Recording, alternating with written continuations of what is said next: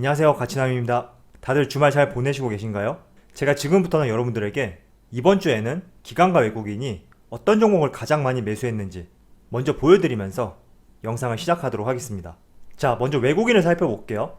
날짜는 9월 7일 월요일부터 9월 11일 금요일까지이고, 외국인이 어떤 종목을 많이 매수했는지 우측을 살펴보시면 첫 번째로 삼성전자, 그리고 SK하이닉스, LG생활건강, LG디스플레이, 신풍제약, LG이노텍까지 LG그룹주들이 3개나 포함되어 있는 것을 볼 수 있죠.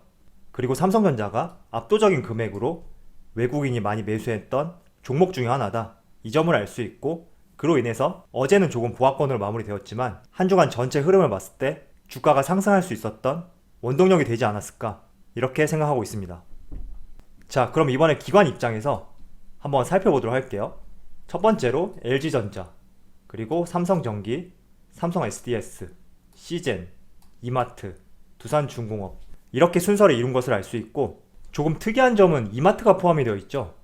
이마트는 유통업체거든요. 그런데 최근에 코로나 2차 대유행으로 인해서 그동안 코로나로 피해를 봤던 종목들이 다시금 눌리는 상황이 발생이 되고 있지만, 지난주에는 이마트를 포함해서 많은 유통업체들이 좋은 흐름이 나왔거든요. 한번 살펴보도록 할게요. 자, 기관이 많이 매수했던 종목 중에 하나인 이마트, 최근에 주가 흐름을 보면 9월달부터 가파르게 상승이 나오고 있어요. 지난 3월이죠. 저점을 찍고 별다른 움직임을 보이지 않았지만 9월달 이후로 가파른 상승이 나오고 있다, 이 점을 알 수 있고, 그리고 또 다른 유통업체, 홈쇼핑 기업이죠. GS 홈쇼핑 같은 경우에도 그동안 코로나로 인해서 지속적으로 눌렸던 종목인데 9월 이후부터 상승 흐름이 나오고 있죠. 또 한 종목을 한번 살펴볼게요. 현대홈쇼핑, 조금 전에 제가 보여드렸던 GS 홈쇼핑하고 차트 흐름이 굉장히 비슷하죠. 그리고 이 종목도 마찬가지로 9월 이후부터 주가가 조금씩 반등을 보이고 있다, 이렇게 볼 수가 있습니다. 자, 지금까지 보여드렸던 이 세 종목 같은 경우에는 누가 봐도 코로나로 인한 피해를 보고 있던 종목이거든요. 그런데 최근 들어 이렇게 조금씩 주가가 움직이고 있고 거래량도 많이 실리고 있죠. 이런 점을 봤을 때 그동안 코로나로 눌렸던 종목들, 이제는 이런 종목들도 관심을 가질 필요가 있지 않나, 이런 말씀을 드리고 싶습니다. 그래서 제가 지난번에도 여러분들에게 호텔신라에 대해서도 말씀을 드렸죠. 같은 맥락이라고 생각을 하고 있고요. 우리가 그동안 많이 상승했던 종목, 이런 종목들도 좋지만 코로나로 인해서 눌렸던 종목들에 대해서 이제는 관심을 가져봐도 좋을 시점이 다가오고 있지 않을까, 이런 생각을 전달해 드리도록 하겠습니다. 자, 어제 현대차의 주가가 약 1% 정도 상승이 나왔었는데 그 전에 이런 기사가 하나 발표가 되었더라고요. 물론 현대차하고는 큰 밀접한 관계는 없어요. 그렇지만 니콜라 같은 경우에는 수소 트럭을 생산하는 기업이기 때문에 제가 간략하게 한번 비교를 하면서 말씀을 드려볼게요. 자, 수소차는 거짓 사기극이다, 공매도 전문 리서치에서 이런 발표를 했습니다. 그래서 이런 발표가 나오고 나서 니콜라와 니콜라에 투자한 GM 모두 주가가 큰 폭으로 하락이 나왔거든요. 사실 현대차를 투자한 입장에서는 신경 쓸 내용은 아니에요. 그렇지만 제가 말씀드리고 싶은 것은 니콜라란 기업은 수소트럭 완성차를 생산하는 기업인데 지금까지 한 대도 양산을 하지 못했거든요. 그래서 이런 측면을 봤을 때 전세계 전기차의 넘버원이 테슬라라면 수소차의 넘버원은 현대차다, 저는 그렇게 생각하고 있습니다. 자, 그리고 제가 니콜라와 관련해서 하나 재미있는 내용을 말씀을 드릴게요. 이 자료는 제가 네이버에서 공개한 자료를 그대로 가져왔는데 무려 PER이 385배를 받고 있거든요. 이 기업의 가치를 현 시점보다 385배 평가하고 있다, 이런 의미라고 보시면 돼요. 얼마나 고평가되어 있는지 알 수 있죠. 자, 반대로 현대차를 한번 살펴볼게요. 현대차 같은 경우에는 PER이 약 16배, 니콜라의 약 24분의 1밖에 안 되거든요. 이 점을 놓고 봤을 때 니콜라가 고평가되어 있는 건지 혹은 현대차가 저평가되어 있는 건지 여러분 나름대로도 한번 판단해 보시고 생각을 해보시는 것도 좋을 것 같습니다. 하지만 제 개인적인 생각을 말씀드리면 니콜라가 극히 고평가를 받고 있다, 이렇게 생각하고 있고, 현대차는 충분히 저평가 구간이지 않나, 이렇게 생각하고 있습니다. 그래서 충분히 PER 20배 이상의 가치를 줄 수 있는 기업이라 생각을 하고 있고, PER 20배가 넘어가게 되면 주가도 20만원 이상 충분히 갈 수 있다, 이렇게 내다보고 있습니다. 자, 그리고 제가 영상을 하나 올리다 보면 댓글이 약 200개 정도 올라오는데 제가 하나하나 다 읽어보거든요. 그런데 많은 질문들이 있지만 그 중에서도 공통된 질문이 크게 두 가지로 압축이 되더라고요. 첫 번째는 내가 A라는 종목을 지금 매수해도 되는지, 이런 의견들이 있고, 두 번째는 내가 B라는 종목을 지금이라도 손절해야 되는지, 이렇게 물어보시는 분들이 계시더라고요. 그런데 이 두 가지 질문에는 공통된 키워드가 있다고 생각하거든요. 바로 불확실성. 내가 종목에 대한 확신이 없기 때문에 지금이라도 매수해야 되는지 이런 궁금증이 생기는 것이고, 지금이라도 손절을 해서 빠져나와야 되는지 이런 의문이 든다고 생각하고 있습니다. 자, 그렇다면 여러분들이 이런 불확실성만 조금 제거할 수 있다면 조금 더 올바르고 안정적인 투자를 할 수 있지 않을까, 이렇게 생각을 하거든요. 그럼 이런 불확실성을 어떻게 제거해 볼까요?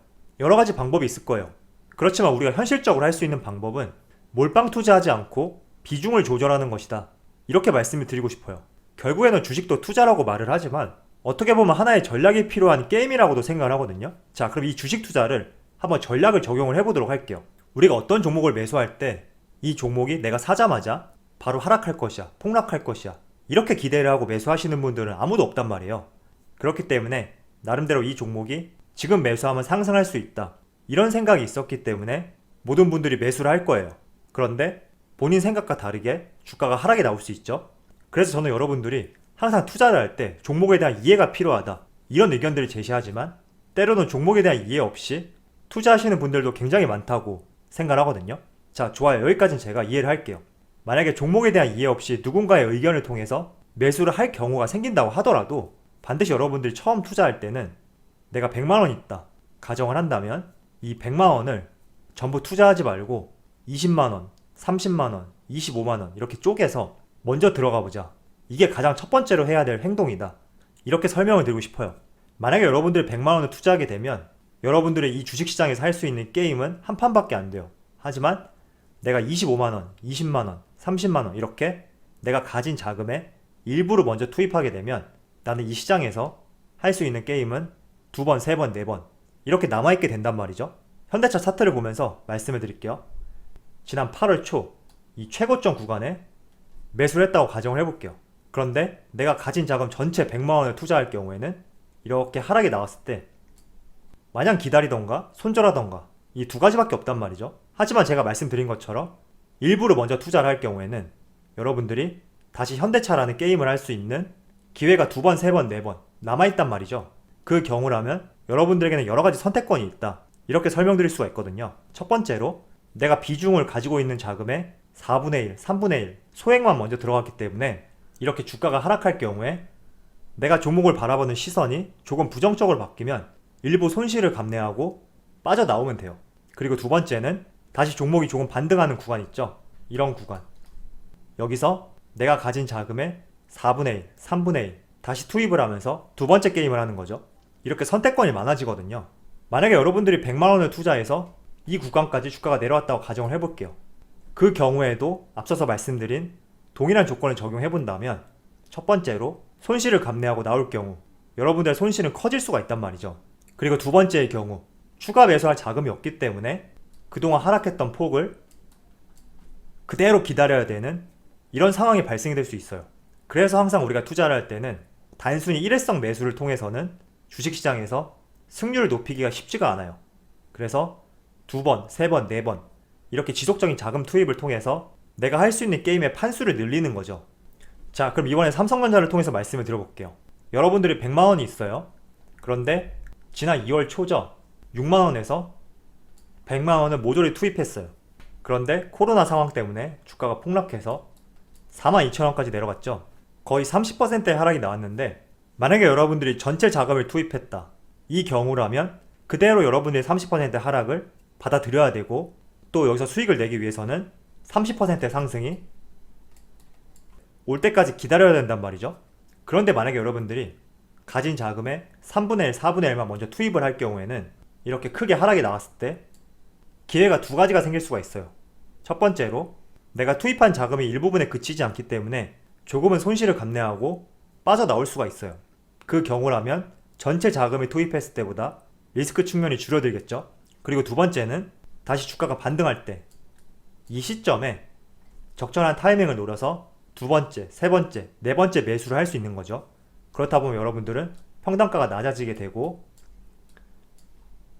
지금처럼 이렇게 종목이 올라왔을 때 수익을 볼 수 있는 거죠.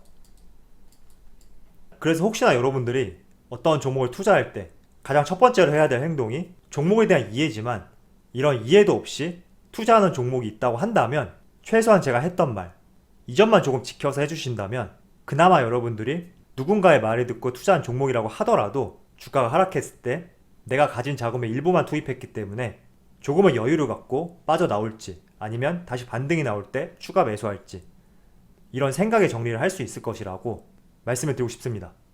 그리고 제가 말씀드린 것은 단기 투자하고는 상관없어요.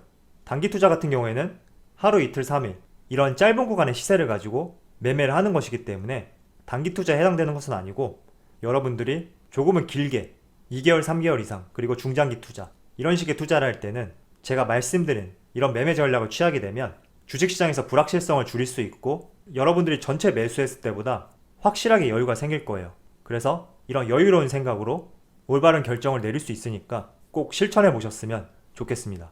제가 여러분들에게 항상 말씀드리는 중장기 투자는 단발성 매수가 아니에요. 다 분할 매수를 통해서 대응을 해야지 항상 적절한 수익을 낼 수 있다. 이렇게 생각하고 있습니다. 자, 그럼 오늘 영상 여기서 마치도록 하고요. 항상 여러분들의 성공 투자를 기원하도록 하겠습니다. 감사합니다.